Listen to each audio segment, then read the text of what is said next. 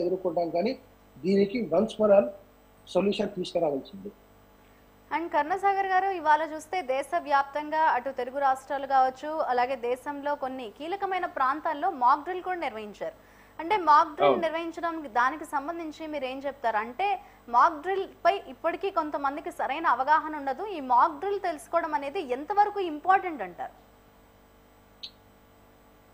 ఒకవేళ full scale war లాంటిది ఏదైనా జరిగినప్పుడు వైటల్ ఇన్స్టాలేషన్స్ ఉన్నటువంటి పెద్ద పెద్ద ప్రాంతాలను, పెద్ద పెద్ద ఎకానమీకి హబ్స్ ఉన్నటువంటి పెద్ద పెద్ద సిటీలను టార్గెట్ చేసింది.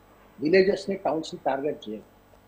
ఎయిర్ ఫోర్స్ నుంచి బాంబింగ్ చేయాలనుకుంటే హైదరాబాద్, అహ్మదాబాద్, ముంబై ఇటువంటి పెద్ద పెద్ద సిటీలో టార్గెట్ చేస్తే ఎక్కువ వాళ్ళకు నష్టం జరపాలి. ప్రాణ నష్టము, ఆస్తి నష్టము ఎక్కువ జరగాలంటే అటువంటి ఇన్స్టాలేషన్స్ పైన, అటువంటి నగరాలపైన టార్గెట్ చేసే అవకాశం ఉంటుంది. కాబట్టి అక్కడ ఉన్న ప్రజలకు ఇన్ కేస్ యుద్ధం జరుగుతుందన్న రాడార్లు ముందే పసిగడతాయి. ఆర్మీ అవన్నీ అవన్నీ ఆపే ప్రయత్నం చేస్తుంది. అయినప్పటికీ ఏదైనా ఎయిర్ రైడ్స్ జరిగినప్పుడు, బాంబింగ్ లాంటిది ఏదైనా చేసే పరిస్థితి ఏర్పడినప్పుడు సామాన్య పౌరులు ఏ రకమైనటువంటి చర్యలు తీసుకొని తమ ప్రాణాలను తాము కాపాడుకునేటువంటి ప్రయత్నం చేయొచ్చు అనే దానికోసమే మాకు ఇప్పుడు చాలా స్కూళ్ళల్లో ఫైర్ డ్రిల్ చేస్తారు.